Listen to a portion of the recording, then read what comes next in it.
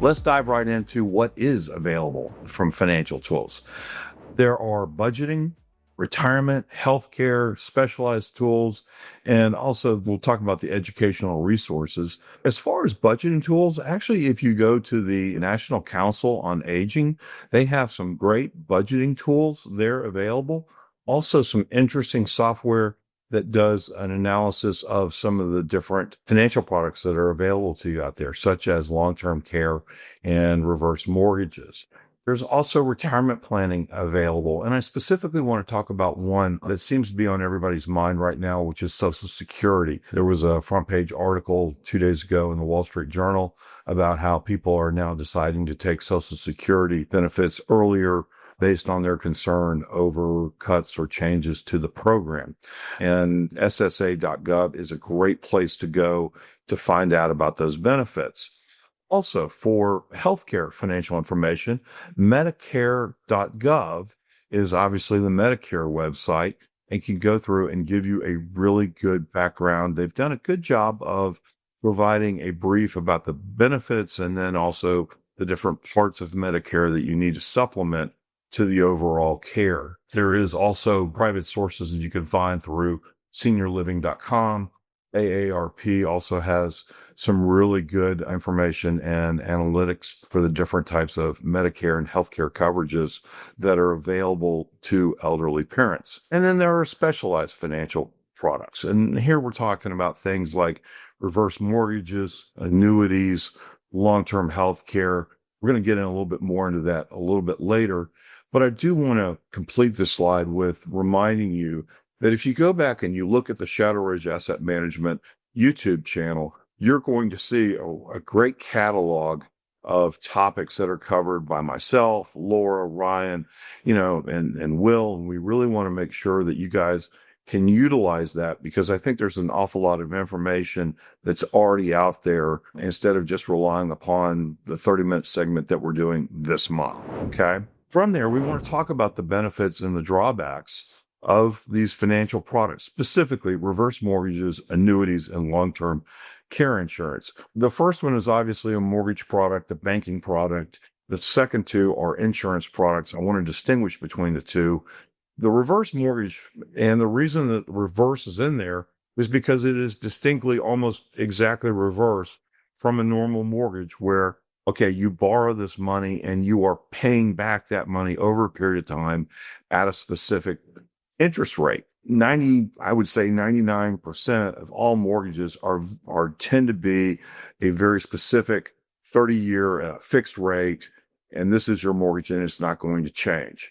Reverse mortgages actually are the opposite. And what it does is the banks actually look at your home and particularly the home equity and say, if you wish to access this while you're living in it, we're going to stop the payments. You're not going to be required to pay this mortgage back. You can pull money out for anything, basically. I mean, and literally it can be healthcare or it could be something like a trip or whatever else. I caution you of that on using it for other things, but it can be really a great way to access the equity of the house, allow you to stay there for the rest of your life. And then at some point when the house is sold, that's when the mortgage is repaid. Okay. But it's a great current source of income.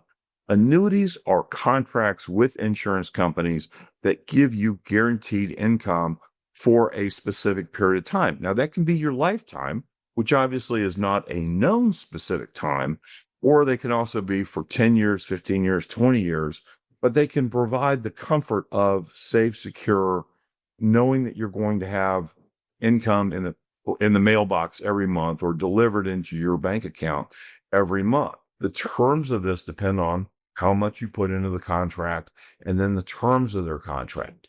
You need to understand all of these obligations and all of these terms. And both of these insurance products come with substantial commissions. Long-term care insurance is something where you pay in earlier. You pay in, it's kind of like car insurance very much. And the fact that you buy into this, and if you need it, then it pays to very specific terms.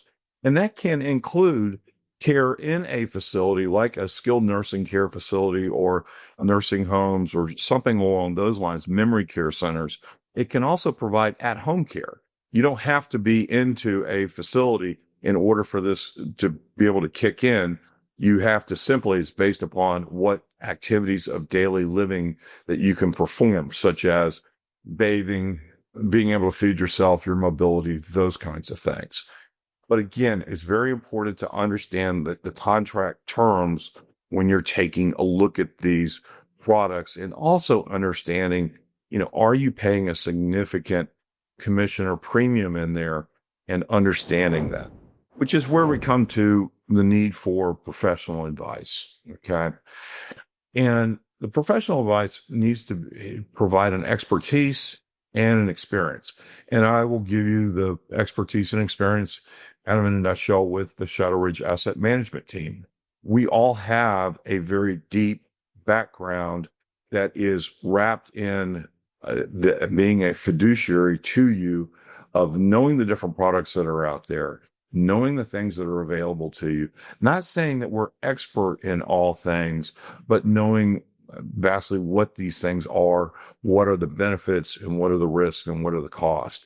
And also, I look back, I have a 30+ year career as a financial advisor. It doesn't mean that I've seen all things, but I have seen an awful lot of things that have worked very well. I've seen things that have not worked very well for folks over a period of time. And everyone is their own set of circumstances. They are their own person. And it's very important that we have that personalized service, and also take that long-term planning. I call this being able to see over the horizon. It's kind of a sailing term, but being able to see what's next and raising those kinds of questions that you may not know to think. And hopefully all of this brings peace of mind to you.